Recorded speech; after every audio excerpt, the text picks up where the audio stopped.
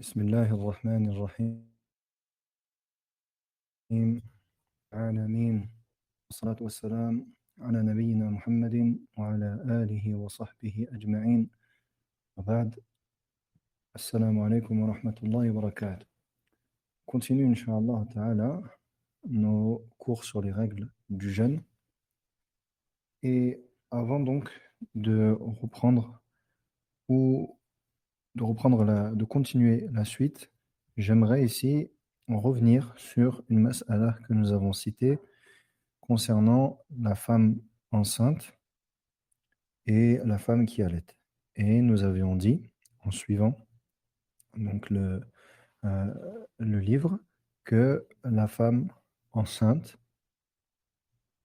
donc, et la femme donc qui allait, si jamais elles craignent pour elles-mêmes ainsi que leur bébé, eh bien, elles devraient donc à la fois rattraper et nourrir. Ça, c'est ce que l'on avait dit. Et si jamais donc qu'elle a le droit de rompre et elle doit rattraper et elle doit également donc nourrir.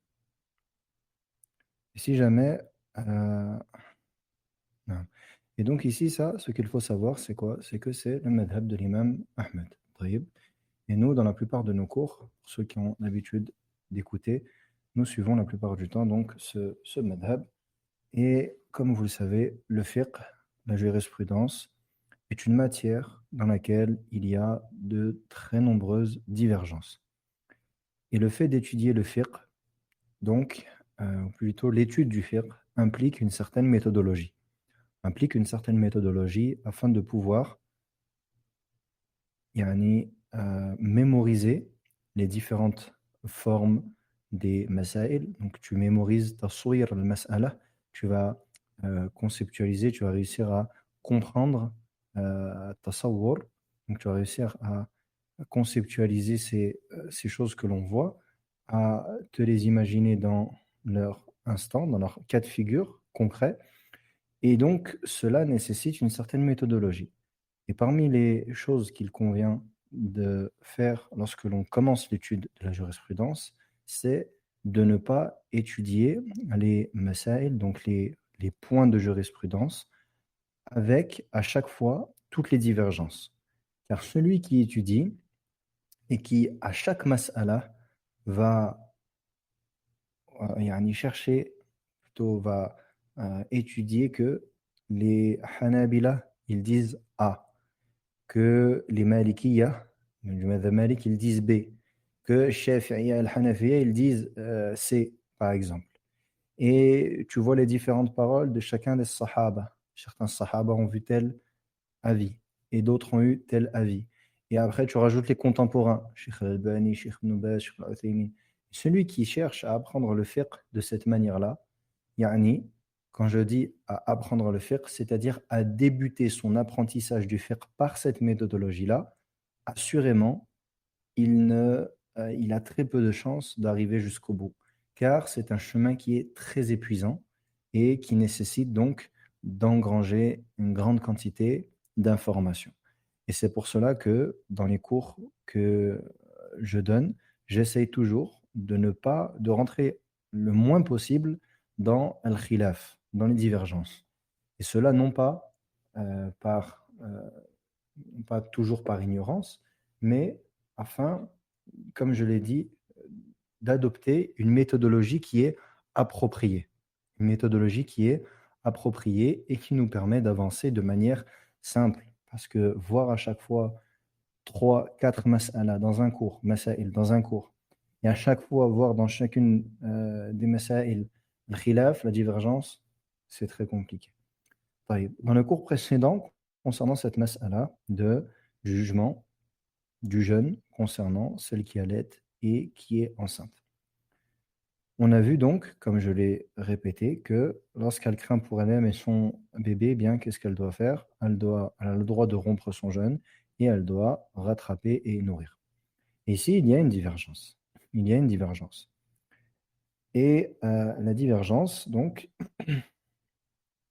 elle est dû au fait qu'il n'y a pas une véritable preuve tranchante concernant ce jugement-là en particulier. Et donc, les ulama, en se basant sur certaines choses, chaque madhab, en se basant sur des fondements, ils ont établi un jugement final. Et les Hanabila, comme on l'a dit, ils ont établi le jugement que l'on a dit, que l'on a cité précédemment. Et en ce qui concerne cela, en ce qui me concerne, je ne vois pas que ceci est rajih, donc que ceci est la parole la plus forte. Ce qui apparaît comme étant la parole la plus forte dans cette mas'ala, wallahu a'lam, c'est que la femme enceinte ou qui allait, eh bien, elle doit simplement donc nourrir. Elle doit simplement nourrir. Et elle n'est pas tenue de rattraper le jeûne. Et ceci pour plusieurs raisons.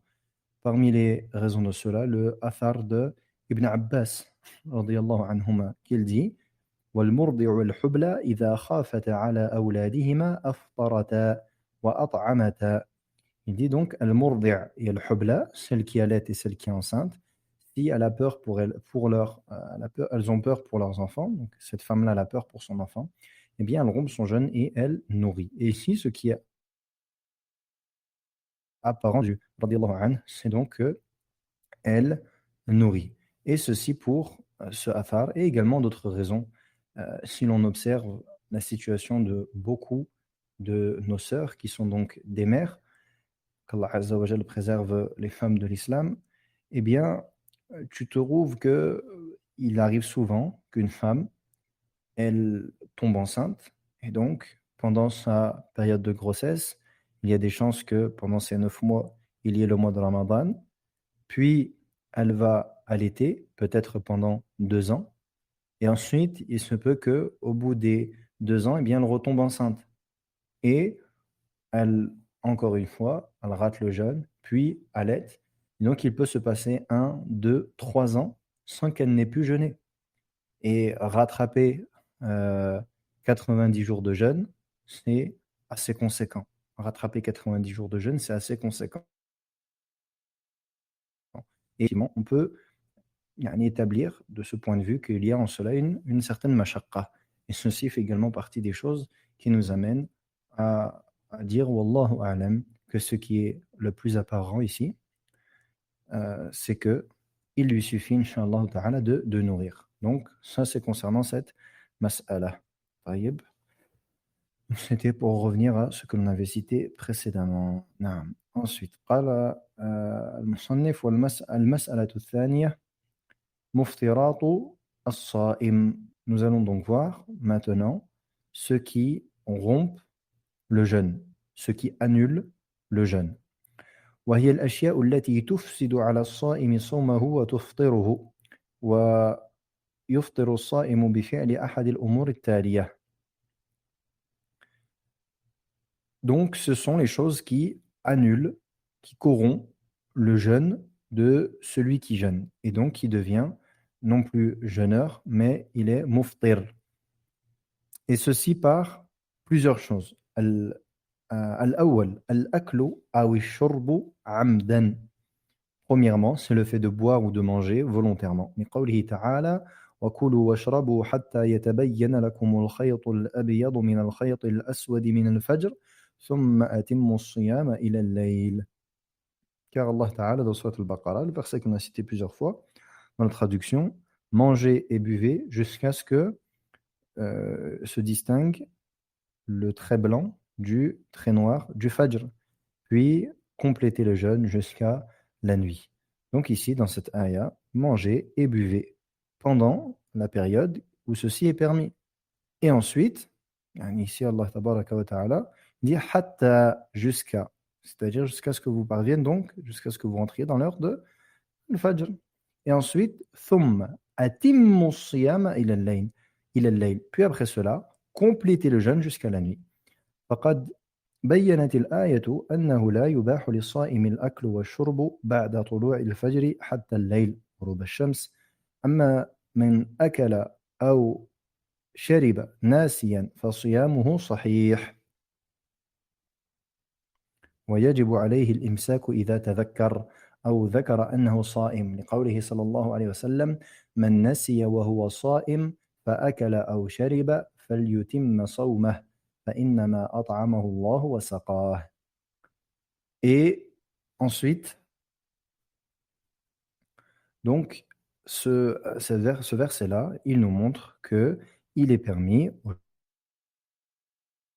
jeûneurs de manger et jusqu'au Fajr. Concernant celui qui viendrait pendant la journée de Ramadan, pendant le jeûne, pendant la journée du jeûne, qui viendrait à boire ou manger, mais involontairement. Alors, le jugement de cela, c'est que son jeûne est valide. Son jeûne, il est valide. Et il lui est obligatoire de s'arrêter. Il lui est obligatoire de s'arrêter. Dès lors qu'il se rappelle. Ou, أو ذكر أنه صائم, نعم. Ou bien qu'on lui rappelle qu'il est jeûneur.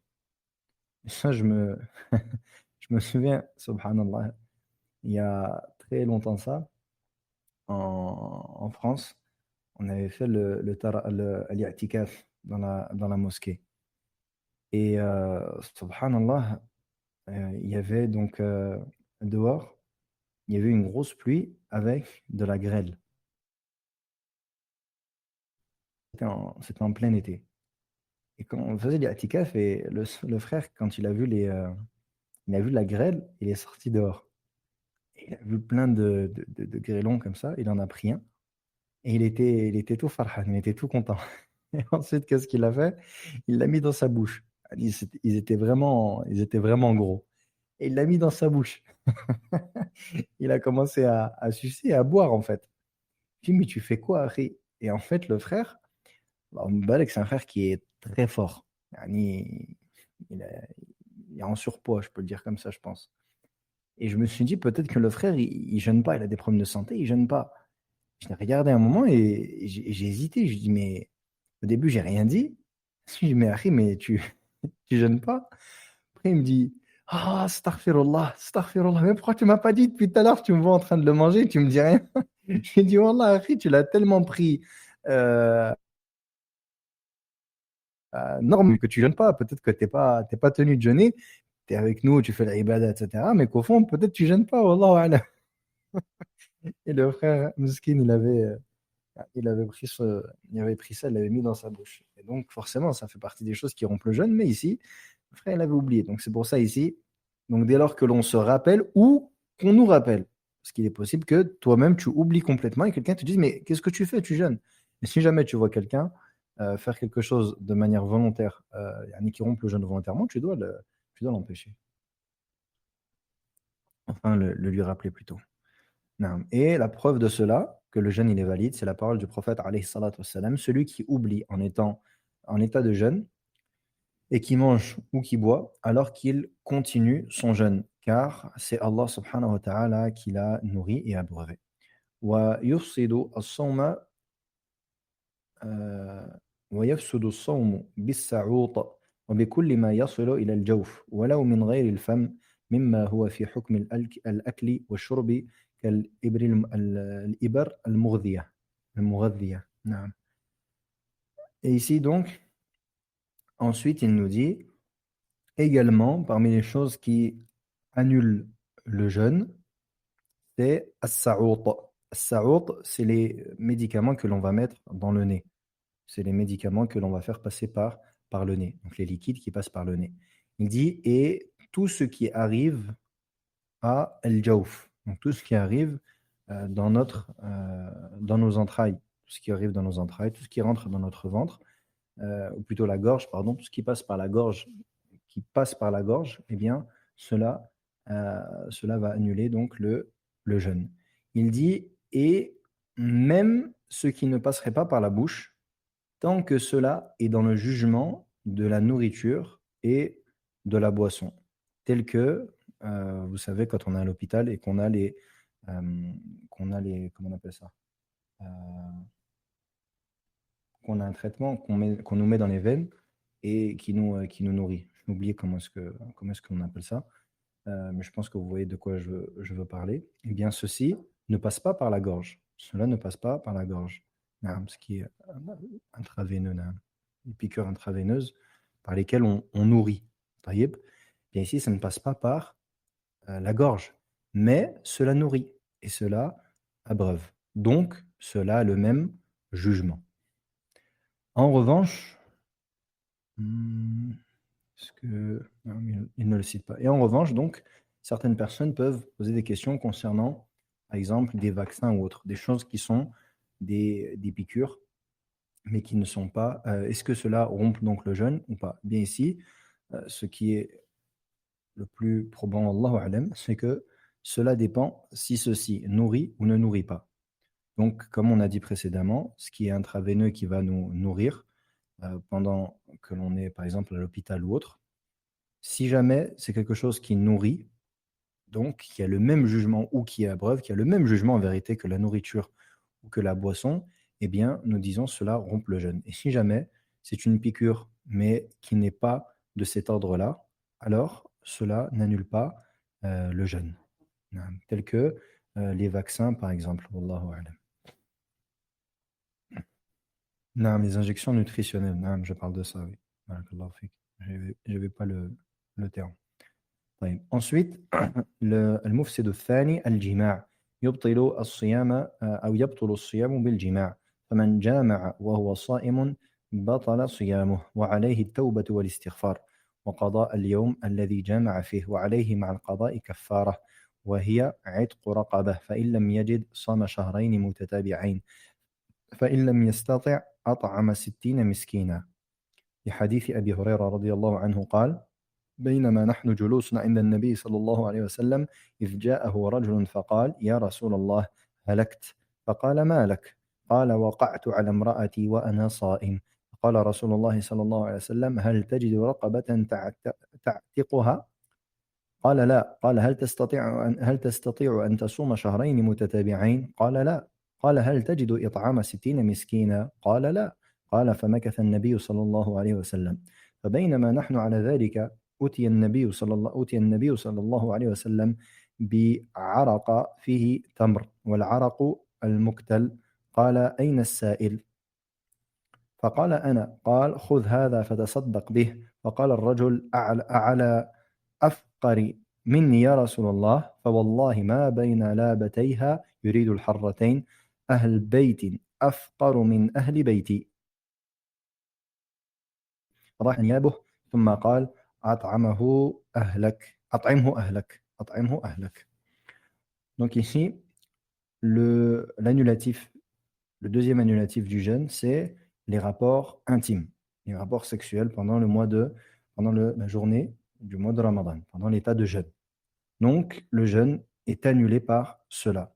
Celui donc qui a un rapport intime alors qu'il jeûne, son jeûne est donc annulé et il doit se repentir et demander pardon, rattraper le jour dans lequel il a eu un rapport et également il est redevable d'une expiation, d'une kafara avec le fait de rattraper. Donc, en plus de devoir se repentir, car il a fait un péché majeur, en plus de se repentir et de demander pardon, et donc ça c'est la première chose. Deuxièmement, de rattraper le jour en question, il est redevable également d'une kafara.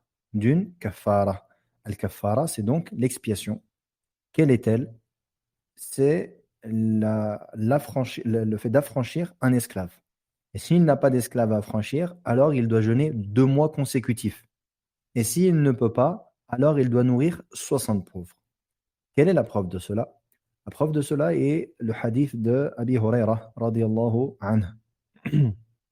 Le hadith d'Abi Huraira radiyallahu anhu, dans lequel il dit, alors que nous étions assis auprès du prophète alayhi salatu wassalam, un homme est venu et a dit, Ya Rasulallah, j'ai certes péri. Et le prophète alayhi salatu wassalam lui dit, qu'est-ce que tu as? Il dit, je suis, en arabe si on traduit littéralement, je suis tombé sur ma femme alors que j'étais en état de jeûne, c'est-à-dire j'ai eu un rapport intime avec elle. Waqa'tu ala imra'ati. Donc ici, c'est une manière indirecte de dire qu'il a eu un rapport avec sa femme. Et le prophète alayhi salatu wassalam, lui a demandé, est-ce que tu as un esclave à affranchir? Il lui a dit non. Il lui dit, est-ce que tu peux jeûner 2 mois consécutifs? Il lui dit non. Il dit, est-ce que tu peux nourrir 60 pauvres? Il dit non.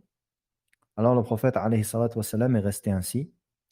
Et alors qu'il était ainsi, un homme est venu avec une branche de date. Et alors le prophète alayhi salatu wassalam, a dit, où est le questionneur? Celui qui m'a questionné à propos de ce qu'il a fait. Alors l'homme, il a dit, je suis là. Alors le prophète alayhi salatu wassalam, lui a dit, prends et fais-en l'aumône.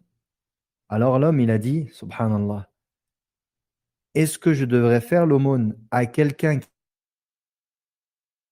qui est plus par Allah? Il n'y a pas il n'y a pas ici, à Médine, une famille plus pauvre que ma famille.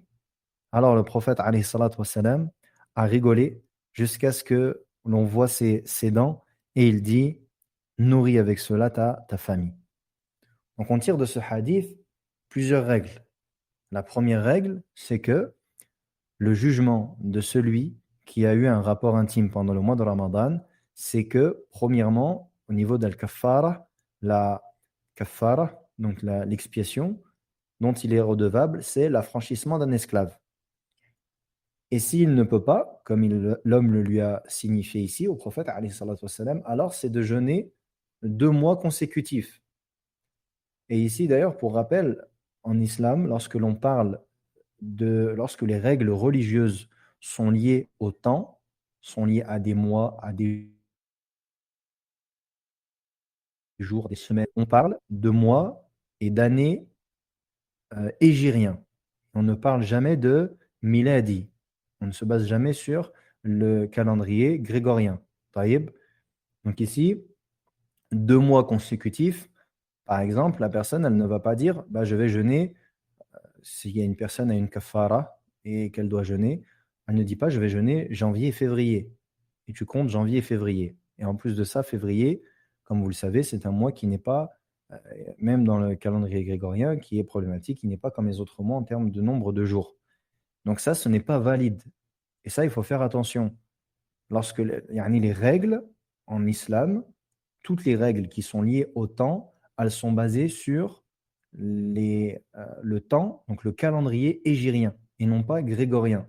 Donc c'est 2 mois du calendrier lunaire. Donc la personne, par exemple, elle va jeûner, je ne sais pas moi, Shawwal et elle ne va pas jeûner donc février, mars ou mars-avril, etc. Donc ça, c'est une précision importante. Ensuite, donc l'homme, il a dit, je ne peux pas jeûner 2 mois consécutifs. Alors le prophète, alayhi salatu wassalam, il lui a dit, est-ce que tu peux nourrir 60 pauvres? Il a dit non. Et ensuite, il est resté et quelqu'un est venu avec des dates, une branche avec des dates. Et il l'a donné au prophète, alayhi salatu wassalam. Et à ce moment-là, le prophète, alayhi salatu wassalam, a dit, où est le questionneur? Et il a dit, je suis ici. Il lui a dit, prends et fais l'aumône de ces dates-là. Donc prends ces dates-là que l'on vient de te ramener et qui ne proviennent pas, subhanallah, de tes biens propres, qui ne proviennent pas de tes biens propres, prends-les et fais-en l'aumône. Et l'homme, même dans cette situation, donc regardez, subhanallah, il est incapable il n'a pas de quoi franchir, il n'a pas de quoi jeûner, il n'a pas la capacité de jeûner, il n'a pas la possibilité de nourrir 60 pauvres. On lui ramène une quantité de dates par laquelle il va pouvoir faire aumône. Qu'est-ce qu'il dit? Il dit, Ya Rasulallah, est-ce que je vais faire l'aumône à une famille qui est plus pauvre que moi? Et il dit, par Allah, il n'y a pas une famille ici qui est plus pauvre que la mienne. Et alors le prophète, alayhi salatu wassalam, il a rigolé. Il a rigolé dans le sens où, subhanallah, la situation de cet homme, elle est étonnante. Et qu'est-ce qu'il lui a dit de faire? Il lui a dit, nourris avec cela ta famille. Regardez la sagesse de l'islam, subhanallah. Regardez la sagesse de l'islam. Cet homme-là, subhanallah, cet homme-là, dans cette situation, au final, il a fait un péché. Mais le bénéfice, le profit, à qui est-ce qu'il revient? Il revient à lui, subhanallah. Subhanallah. Naam. وفي معنى الجماع إنزال المني اختيارا فإذا أنزل الصائم مختارا بتقبيل أو لمس أو استمناء أو غير ذلك فسد صومه لأن ذلك من الشهوة التي تناقض الصوم وعليه القضاء دون الكفارة لأن الكفارة لا تلزم إلا بالجماع فقط لورود النص خاصا به. Et donc, ce qui est également dans le même sens que les rapports intimes, il y a donc l'éjaculation volontaire. Donc, si le jeûneur, il éjacule volontairement, que cela soit suite à des baisers ou des attouchements, ou même, akramakumullah, la masturbation, fléau, qui est un fléau, et subhanallah, malheureusement, beaucoup de personnes sont atteintes par cela. Demande à Allah subhanahu wa ta'ala de nous préserver et de faciliter toute personne qui est éprouvée par cela à arrêter ce péché, car c'est un péché qui est extrêmement grave et qui est une très mauvaise habitude et qui, sur cette habitude-là, repose de très nombreux méfaits. Et on voit beaucoup de personnes qui posent des questions concernant cela pendant le mois de Ramadan, car à cause de cette mauvaise habitude, ils n'arrivent pas à s'en passer même pendant le mois de Ramadan, même alors qu'ils jeûnent. Et ceci, donc, rompt le jeûne. Celui qui viendrait par n'importe quelle manière, à volontairement éjaculer de manière volontaire, peu importe la manière par laquelle c'est fait, eh bien, ceci rompt le jeûne. Et pourquoi? Car ceci fait partie des désirs. Et les désirs vont à l'encontre du jeûne. Car parmi les choses qui nous sont demandées pendant le jeûne, c'est de nous priver de nos désirs charnels. Et celui qui va volontairement éjaculer et celui qui a un rapport intime. La différence, c'est concernant al-kaffara, l'expiation. Celui qui n'a pas l'expiation, elle est propre au rapport intime. L'expiation est propre au rapport intime. L'expiation, c'est ce que l'on a cité donc juste avant. Le fait d'affranchir un esclave, jeûner 2 mois, ou etc. Donc ça, c'est concernant celui qui a un rapport charnel, un rapport intime. Mais les autres moyens par lesquels on pourrait donc assouvir ses désirs et qui ne sont pas permis, cela n'implique pas l'expiation. Mais ceci rompt quand même le jeûne et la personne devra rattraper son jour, ce jour de jeûne-là. Et vraiment, le mois de Ramadan, parmi ses bienfaits et parmi ses mérites, c'est donc le fait que on puisse de s'habituer à stopper ces mauvaises habitudes, ces péchés. Et également, parmi les péchés qui sont très répandus, la cigarette. Les gens qui consomment, donc qui fument, et encore, on parle de la cigarette, mais malheureusement, les autres substances illicites qui se fument sont nombreuses et beaucoup de musulmans sont éprouvés par cela. Eh bien, comme on le dit tout le temps, subhanallah, si tu es capable une journée entière de te priver, de te passer de cela, Allah Azza wa Jal te montre que par son aide, puis par une volonté ferme qui vient de toi, tu peux t'en passer. Et donc, il faut profiter de ce mois pour se passer de ces habitudes néfastes qui causent du tort aux musulmans dans son quotidien, qui causent du tort à la santé du musulman, qui causent du tort au porte-monnaie du musulman et qui causent du musulman. Ces péchés-là, la consommation de tabac, de drogue qui se fume, etc., c'est extrêmement néfaste. Et c'est haram, c'est haram, c'est haram. Il n'y a pas ici de possibilité. On ne peut pas déclarer que ceci est makrouh, déconseillé, car ceci comporte un effet néfaste, clair. Ceci est néfaste, clairement néfaste sur la santé. Et ce n'est pas aujourd'hui que l'on doit prouver aux gens, avec tout ce qui existe actuellement comme études scientifiques et depuis de très nombreuses années, ce n'est pas aujourd'hui qu'on doit encore débattre pour faire comprendre aux gens que ceci est haram. On doit essayer de guider les gens, de conseiller les gens pour qu'ils arrêtent. Mais débattre sur le caractère religieux du tabac, à notre époque, ce n'est plus possible. Il n'est pas possible qu'un musulman se voile autant la face. On ne peut pas faire plus clair que ce qu'il y a aujourd'hui sur les méfaits sont clairs et évidents. On ne peut pas les nier. Donc, le fait de dire que certains ulama auraient dit makruh, même si ceci a été dit, cela a été dit il y a de très nombreuses années, avant que les choses ne soient claires, telles qu'aujourd'hui. Aujourd'hui, les choses sont claires, et ceci depuis de très nombreuses années maintenant, en vérité. Et la règle, c'est la darara wa la dirar, point de tort. Point de tort en religion, on n'a pas le droit de se causer du tort et de causer du tort à autrui, que cela soit dans l'argent, que cela soit dans la santé, que cela soit dans l'honneur, que cela soit dans le sang, etc., etc. Donc, il faut profiter de ce mois pour se couper de cela. Concernant le jeûne surrogatoire, une question, est-ce que si la personne fait un jeûne surrogatoire et qu'elle le coupe malheureusement avec un désir, elle doit aussi rattraper et faire une expiation? Surrogatoire, ce n'est pas le même jugement, car la personne, elle le fait de manière volontaire. C'est pas un jeûne qui est obligatoire. Ce n'est pas un jeûne qui est obligatoire. Donc ici, le jugement n'est pas le même. En revanche, si la personne, elle se masturbe, par exemple, à Kamakumullah, ceci est haram. Donc elle a fait un péché, elle doit s'en repentir. Elle doit s'en repentir. Non.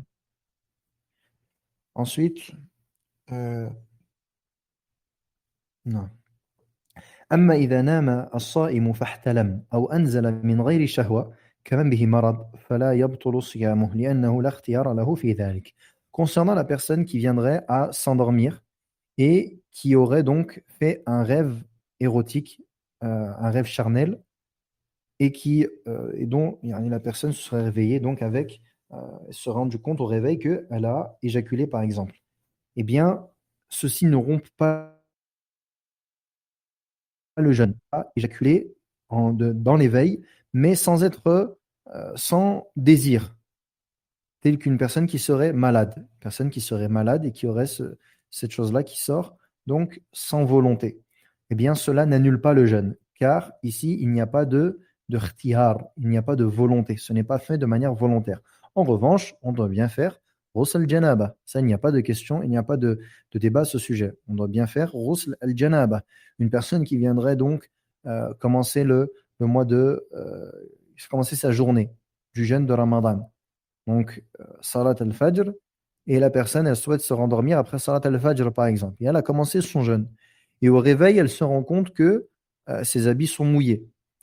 Et donc, qu'est-ce qu'elle fait, cette personne-là? Est-ce que son jeûne, il est rompu ou pas? Nous disons non, son jeûne n'est pas rompu, car ceci est survenu pendant son sommeil et était donc, cela a été fait de manière involontaire. Mais la personne devra évidemment faire al-ghusl, donc se laver de l'état d'impureté. الثالث التقيؤ عمدا وهو إخراج ما في المعدة من طعام أو شراب عن طريق الفم عمدا أما إذا غلبه القيء وخرج منه بغير اختياره فلا يؤثر في صيامه لقوله صلى الله عليه وسلم من ذرعه القيء فليس عليه قضاء ومن استقاء عمدا فليقضي.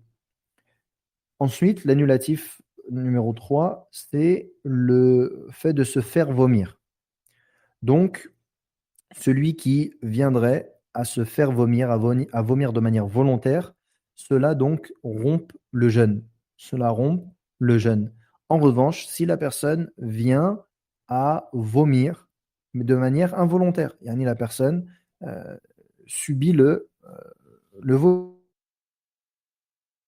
Donc la personne, pendant le mois de Ramadan, elle n'arrive pas à se retenir du vomi. Ici, la personne n'a pas fait cela volontairement. Donc, cela n'annule pas le jeûne. Car le prophète, alayhi salatu wassalam, il nous dit, celui donc euh, qui est forcé de vomir, qui n'arrive pas à se retenir du vomi, alors il ne doit pas rattraper.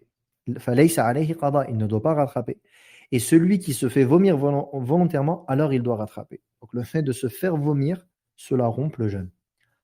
الرابع الحجامة وهي إخراج الدم من الجلد دون العروق فمتى احتجم الصائم فقد أفسد صومه أو أفسد صومه لقوله صلى الله عليه وسلم أفطر الحاجم والمحجوم وكذا يفسد صوم الحاجم أو وكذا يفسد صوم الحاجم أيضا إلا إذا احتجمه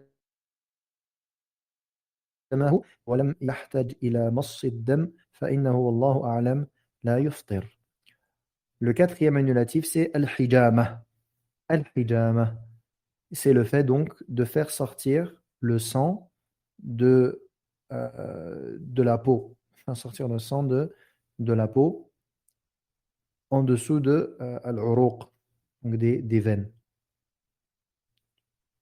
Au niveau des veines. Naam. Donc dès lors que le jeûneur il fait al-hijama, donc il va subir al-hijama, eh bien son jeûne il est rompu. Son jeûne il est rompu. Car le prophète alayhi salatu wassalam dit dans le hadith Aftara al-hajimu wal-mahjoum, ont rompu leur jeûne celui qui fait al-hijama et celui qui subit al-hijama. Donc on a al-hajim. Al-hajim, c'est la personne qui va prendre les lames et qui va faire la hijama sur la personne. Et le mahjoum, c'est celui qui subit le hijama. Donc celui qui le sang sort. Eh bien, cette personne également, al-hajim, celui qui fait le hijama, son jeûne également est rompu. Donc les deux ont leur jeûne rompu. Sauf si celui qui fait al-hijama, il le fait par des ustensiles qui sont à part. C'est-à-dire qui sont à part. Avant, al-hijama, elle était faite par des sortes d'outils qui étaient, par exemple, vous voyez, des sortes de cornes d'animaux, un outil qui serait en forme de corne, comme ça, ou de cône, et par laquelle al-hajim, il va sucer avec sa bouche. Donc, il va mettre sa bouche dans cet outil-là afin d'aspirer, de faire sortir le sang. Donc c'est ainsi que al-hijama était faite avant. Et souvent c'était comme ça que c'était fait. Donc si al-hajim, il le fait de cette manière, même si le sang, et c'est pas ce qui est voulu, hein, ici il n'est pas question que le sang il rentre dans la bouche. Même quand il le faisait avant, le hajim, le sang, il ne rentrait pas dans sa bouche. Mais il y a possibilité de. Donc c'est pour cela que le prophète alayhi salam dit que les deux ont rompu leur jeûne. Et c'est pour cela que, et ça c'est l'avis de Cheikh al-Islam Taymiyya rahimahullah, que en vérité il dit si jamais al-hajim il fait le hijama, al-hajim, je répète, c'est celui qui fait le hijama, c'est l'homme qui va couper, qui va faire les entailles. Donc al-hajim, si jamais il le fait, mais avec des outils qui sont distincts, et aujourd'hui c'est ce qui est fait la plupart du temps, je ne sais pas si ça se pratique encore de la méthode ancestrale, peut-être, mais ce qui est répandu aujourd'hui, c'est de le faire avec des ventouses. Donc les ventouses ou autres que les ventouses, qui seraient dans le même jugement, et dans lequel il n'y a pas un contact entre la bouche et l'ustensile qui permet d'aspirer la partie où on souhaite apposer le hijama. Eh bien, tant que c'est fait de cette manière-là, alors le seul qui a son jeûne qui est rompu, c'est celui qui veut se faire le hijama, donc al-mahjoum. Et donc, on comprend de cela, quoi donc, que faire al-hijama pendant la journée de jeûne n'est pas permis. Ceci n'est pas permis car cela rompt le jeûne. Sauf si la personne elle est dans un état de darura. Dans un état de darura. Donc elle est dans un état de... elle doit le faire donc de manière vitale. Elle doit absolument le faire. Elle est dans un état donc qui ne lui permet pas de repousser cela. Elle est dans un cas de nécessité, de forte nécessité. Alors, la personne a son... On ne fait pas le hijama. Et ici, on parle de la journée de Ramadan, pendant l'état de jeûne. Une fois que tu as rompu ton jeûne, la nuit, tu as le droit de faire le hijama. Il n'y a pas de mal à faire le hijama après al-maghrib, une fois que tu n'es plus en état de jeûne. وفي معنى الحجامة إخراج الدم بالفصد. Et ce qu'il y a dans le sens de al-hijama, il y a les aujourd'hui ce qu'on appelle donc les prises de sang. Donc ce qui va dans le même jugement que le hijama, les prises de sang. Donc faire une prise de sang pendant le mois de Ramadan, la journée, encore je le répète, la journée de Ramadan, ceci n'est pas permis. Euh, Concernant la hijama sec, est-ce que ça rentre dans le jugement? Non, parce qu'il n'y a pas de sang qui est sorti dans la hijama sec, la hijama sèche. Il n'y a pas de sang qui est sorti, donc ici ce qui est voulu, c'est hijama qui fait sortir le sang. Hein.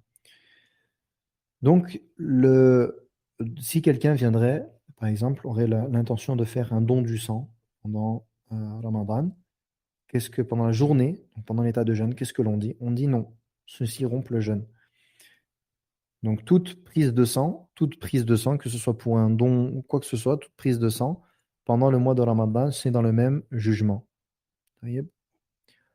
Ensuite, il dit أما خروج الدم بالجرح أو قلع الضرس أو الرعاف فلا يضر لأنه ليس بحجامة ولا في معناها.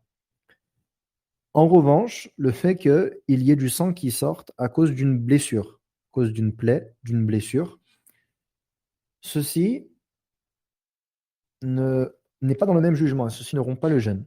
Ou une personne qui viendrait donc à arracher une dent, une personne qui viendrait s'arracher une dent pendant le mois de Ramadan, pendant la journée, les écoulements de sang du nez, quelqu'un qui aurait beaucoup de sang qui coule du nez, eh bien cela n'est pas dans le même jugement. Pourquoi? Car ce n'est pas une hijama. Ceci n'est pas une hijama. Cela ne rentre pas dans le jugement. Donc, ce qui pourrait découler, donc le sang qui pourrait s'écouler dû à quelque chose dont la sortie du sang n'est pas voulue, n'est pas cherchée en soi, cela n'est pas dans le même jugement. Al-Khamis, khuruj dam al-hayd wa al-nifas. فمتى رأت المرأة دم الحيض أو النفاس أفطرت ووجب عليها القضاء لقوله صلى الله عليه وسلم في المرأة أليس إذا حاضت لم تصلي ولم تصم. Le cinquième annulatif, c'est la sortie du sang des menstrues ou des lochis. Dès lors que la femme, elle voit le sang des menstrues ou des lochis, alors son jeûne, il est rompu. Son jeûne est rompu. Et elle doit obligatoirement le rattraper. Et si une femme, elle vient avoir le sang des règles 5 minutes avant comme son jour, elle doit rattraper quand même son jour. Elle doit rattraper quand même son jour. Non. Ensuite, السادس نية الفطر فمن نوى الفطر قبل وقت الإفطار وهو صائم بطل صومه وإن لم يتناول مفطرا فإن النية أحد ركني الصيام فإذا نقضها قاصدا الفطر ومتعمدا له انتقض صيامه. Le sixième annulatif, c'est l'intention de rompre le jeûne. Celui donc qui a l'intention de rompre son jeûne avant le moment où il est permis de rompre le jeûne, donc avant le maghrib, alors qu'il jeûne, eh bien son jeûne, il est annulé. Même si la personne, elle n'a pas fait une chose qui annule le jeûne. Donc une personne qui a la ferme intention de rompre son jeûne, même si au final ne le fait pas. Personne ne se dit, allez, khalas, moi, je peux plus, je craque, je vais boire. Khalas, elle a une niya. Elle va, elle ouvre le frigo, et le frigo, il n'y a pas d'eau dedans. Elle va vers le robinet, il n'y a pas d'eau qui coule du robinet. Elle muhim, elle ne peut pas boire. À ce moment-là, son jeûne, il est rompu. Pourquoi? Parce qu'elle a eu la ferme intention. Quelqu'un nous demande, et si c'est des waswas? Non, on ne parle pas de waswas, on parle de an-niyya al-azima. An-niyya avec la ferme intention. Khalas, la personne a pris la décision de le faire. Elle a pris la décision de le faire. À partir du moment où elle a eu an-niyya, eh bien, son jeûne, an-niyya al-azima, la niyya, ferme intention. On ne parle pas d'un waswas, quelqu'un qui se dit, ah, j'en peux plus, je crois que je vais craquer. La personne, yani, elle combat son nefs en vérité. Cela non pas le jeûne. Par contre, à partir du moment où la personne a la ferme intention, khalas. Comme la personne qui va accomplir la prière, qui pendant la prière va avoir la ferme intention de quitter la prière. Ou par exemple, d'avoir l'état d'impureté, donc de perdre son état de pureté.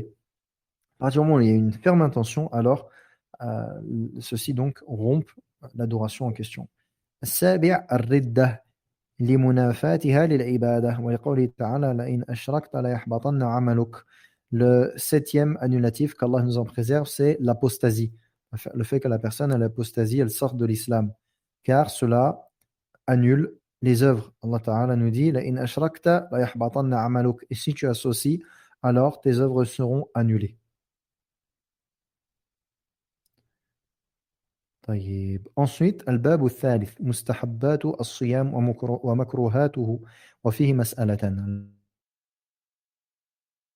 المسألة الأولى حبل الصائم أن يراعي في صيامه الأمور التالية: السحور لقوله صلى الله عليه وسلم تسحروا فإن في السحور بركة، ويتحقق السحور بكثير الطعام وقليله ولو بجرعة ماء، ووقت السحور من منتصف الليل إلى طلوع الفجر. Les choses qui sont conseillées pendant le jeûne. La première chose qui est conseillée pendant le jeûne, c'est donc as-suhour. As-suhour. Le prophète sallallahu alayhi wa sallam nous dit tasahharu, prenez as-suhour, car il y a en celui-ci une baraka, il y a une bénédiction. Et donc cela se concrétise par une grande ou une petite quantité de nourriture. Et même si ce n'est avec une gorgée d'eau, par exemple. Et le temps de as-suhour, c'est du milieu de la nuit jusqu'au lever de al-fajr. Et on a déjà dit plusieurs fois comment est-ce qu'on calcule la nuit. On la calcule du maghrib jusqu'à al-fajr. Donc tu comptes le nombre d'heures qu'il y a entre le maghrib et al-fajr, tu coupes en deux et tu as la moitié de la nuit. Et la moitié de la nuit, ce n'est pas forcément minuit. Donc ça, c'est la première chose qui est conseillée. As-suhour. Et donc il y a en cela une baraka. Et ça fait partie donc des choses, ça fait partie de at-tabarruk al-mashrou'. Ça fait partie de at-tabarruk, le fait de chercher le baraka, qui est permis. Donc parmi les at-tabarruk al-mashrou', as-suhour. As-suhour. Donc parmi les choses qui sont donc par lesquelles on a le droit religieusement de chercher al-baraka, nous avons as-suhour. Donc il ne faut pas que la personne elle néglige cela. Non. Et c'est une aide pour le jeûne. ثانيا تأخير السحور لحديث زيد بن ثابت رضي الله عنه قال تسحرنا مع رسول الله صلى الله عليه وسلم ثم قمنا إلى الصلاة قلت كم كان قدر ما بينهما قال 50 آية. Deuxièmement, le fait de retarder as-suhour. Le fait de retarder as-suhour. En se basant sur le hadith de Zayd ibn Thabit radiyallahu anhu, il dit nous avons fait as-suhour avec le prophète alayhi salatu wassalam, puis nous sommes rendus vers la prière. Et il dit, et j'ai dit donc, combien de temps il y avait entre les deux, entre as-suhour et la prière? Il disait le temps de 50 versets. ثالثا تعجيل الفطر فيستحب للصائم تعجيل الفطر متى تحقق غروب الشمس فعن سهل بن سعد رضي الله عنه أن النبي صلى الله عليه وسلم قال لا يزال الناس بخير ما عجلوا الفطر. La troisième sunna, c'est le fait d'accomplir rapidement, de dater, c'est le fait dater al-fitr, la rupture du jeûne. Donc dès lors que tu entends al-adhan, eh bien tu te dois de te hâter à rompre le jeûne et tu ne dois pas retarder la rupture du jeûne. Car le prophète sallallahu alayhi wa sallam nous dit les gens ne cesseront d'être dans le bien tant qu'ils empresseront la rupture. رابعا الإفطار على رطبات فإن لم يجد فتمرات وأن تكون وترا فإن لم يجد فعلى جرعات من ماء. لحديث أنس رضي الله عنه قال كان رسول الله صلى الله عليه وسلم يفطر على رطبات قبل أن يصلي فإن لم تكن رطبات فعلى تمرات فإن لم تكن حسوات من ماء فإن لم يجد شيئا نوى الفطر بقلبه ويكفيه ذلك. Ensuite, la quatrième chose qu'il est conseillé pendant le jeûne obligatoire et même surrogatoire, c'est le fait de rompre son jeûne avec des dattes fraîches. Et si on ne trouve pas des dattes fraîches, alors des dattes sèches. Et il est sunna que ce soit donc impair, un nombre impair. Et si donc on ne trouve pas cela, alors avec des gorgées d'eau. Car le prophète alayhi salatu wassalam rompait son jeûne avec des dattes fraîches avant de prier. Et s'il ne trouvait pas de dattes fraîches, alors des dattes sèches.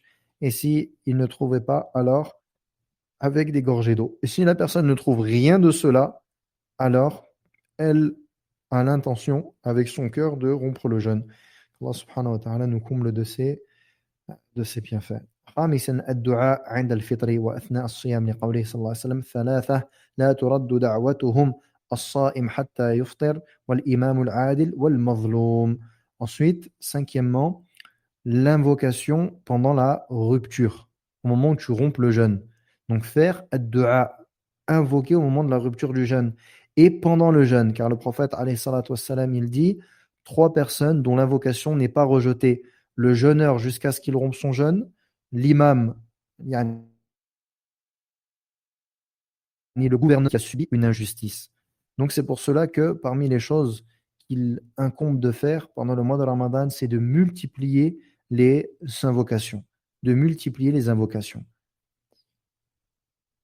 سادسا الإكثار من الصدقة وتلاوة القرآن وتفطير الصائمين وسائر أعمال البر. عن ابن عباس رضي الله عنهما قال كان رسول الله صلى الله عليه وسلم أجود الناس بالخير وكان أجود ما يكون في رمضان حين يلقاه جبريل وكان جبريل يلقاه في كل ليلة من رمضان فيدارسه القرآن فرسول الله صلى الله عليه وسلم حين يلقاه جبريل أجود بالخير من الريح المرسلة. La sixième chose qu'il est conseillé, c'est de multiplier les aumônes, la lecture du Coran et donner de quoi rompre le jeûne des jeûneurs et l'ensemble des œuvres de bonté et de bien. D'après Ibn Abbas, radiyallahu anhuma, il dit qu'il était le plus généreux des gens. Et il était le plus généreux pendant Ramadan lorsqu'il rencontrait Jibril. Et Jibril le rencontrait chaque nuit pendant Ramadan et il lui faisait réviser Al-Qur'an. Et le prophète sallallahu alayhi wa sallam, lorsqu'il rencontrait Jibril, il était plus généreux que le vent qui est envoyé, le vent qui est porteur. Vous savez, lorsqu'il y a le pollen, etc., et que le vent il porte le pollen, cela donc fait la pollinisation et ce qui amène donc à la prolifération des arbres, etc. Et donc, accomplir les œuvres de bien pendant le mois de Ramadan et ne pas oublier que le but du mois de Ramadan, c'est quoi? La'allakum tattaqoun, afin que vous craigniez Allah. Et je vous enjoins à regarder la dernière vidéo que nous avons mise sur la chaîne de Cheikh Abdullah Al-Qusayr, dont le titre est le programme du musulman pendant Ramadan. Programme du musulman pendant Ramadan. Regardez la vidéo que nous avons traduite. Elle est, bi'idhnillah, très bénéfique. Et le Cheikh, rahimahullah ta'ala, fait partie des mashayikh que j'apprécie beaucoup et dont subhanallah, les mawa'idh, les exhortations sont très très profitables, rahimahullah. Yani, tu sens que l'homme, il te parle avec son cœur et qu'il te conseille de son cœur. Je vous conseille donc de regarder cette vidéo. Elle est très profitable, elle dure un quart d'heure et il donne de très bons conseils concernant cela. سابعا الاجتهاد في صلاة الليل وبالأخص في العشر الأواخر من رمضان. عن عائشة رضي الله عنها كان النبي صلى الله عليه وسلم إذا دخل العشر شد مئزره وأحيا ليله وأيقظ أهله. Ensuite, le fait donc, septièmement, le fait de faire des efforts pour accomplir la prière de la nuit, et en particulier pendant les 10 derniers jours du mois de Ramadan. Car Aïcha radiallahu anha, elle dit lorsque le prophète sallallahu alayhi wa sallam, il rentrait dans les 10 jours, il serrait son izar, c'est-à-dire il n'avait plus de rapport avec ses femmes, et il veillait la nuit et il réveillait sa famille. Et car le prophète alayhi salatu wassalam, il dit de manière générale: Man qama Ramadan imanan wa ihtisaba ghufira lahu ma taqaddama min dhanbih. Celui qui prie pendant Ramadan avec foi et espérance, alors ses péchés lui seront pardonnés, ses péchés précédents lui seront pardonnés. Et donc ici c'est général, celui qui prie. Huitièmement, al-i'timar, liqawli sallam, umratun fi Ramadan ta'dilu hijjah. Huitièmement, la umrah, car le prophète sallallahu alayhi wa sallam dit une umrah pendant Ramadan équivaut à un hajj. Neuvièmement, قول إني صائم لمن شتمه وذلك لقوله صلى الله عليه وسلم وإذا كان يوم صوم أحدكم فلا يرفث ولا يصخب فإن سابه أحد أو قاتله فليقل إني امرؤ صائم. La neuvième chose, c'est de dire je jeûne à celui qui l'insulte. Et en se basant sur la parole du prophète sallallahu alayhi wa sallam, lorsque l'un de vous jeûne, qu'il ne fasse pas qu'il ne dise pas de mauvaises choses. Et si une personne vient à l'insulter ou bien à le combattre, qu'il dise je jeûne. Donc ça, c'est mustahabbat as-siyam, les choses qui sont conseillées pendant le mois de Ramadan. Et on continue donc jeudi, Inch'Allah ta'ala, la suite de ce livre, bi'idhnillahi ta'ala. Barakallahu fikum wa jazakumullahu khairan. Subhanakallahumma wa bihamdik. Ashhadu an la ilaha illa ant. أستغفرك وأتوب إليك والسلام عليكم ورحمة الله وبركاته